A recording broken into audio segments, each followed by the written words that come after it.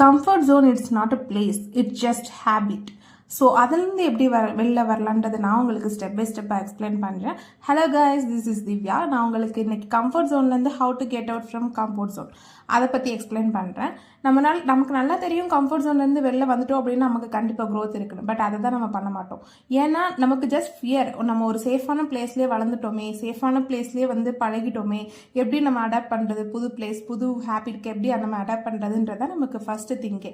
So comfort ஜோன்லேருந்து first வெளில வரணும் அப்படின்னா நம்ம சேஃபான பிளேஸ்லேருந்து வெளியில் வரணும். சேஃப் மீன்ஸ் நான் வந்து அந்த மாதிரி சொல்லலை.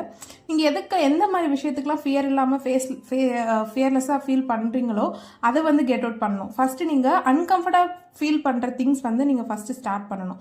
அட்லீஸ்ட் ஏதாவது ஒரு மார்னிங் 6 o'clock எழுதுறதா இருக்கட்டும், அந்த மாதிரி டாஸ்க் வந்து நீங்கள் பண்ண ஆரம்பிக்கணும். ஸோ சின்னதாக இந்த மாதிரிலேருந்து ஸ்டார்ட் பண்ணால் மட்டும்தான் அதுலேருந்து வெளில வர முடியும். இதே மாதிரி வீடியோஸ் பார்க்கணும் அப்படின்னா மறக்காமல் ஃபாலோ பண்ணிக்கோங்க அண்ட் கமெண்ட்டும் பண்ணுங்கள்.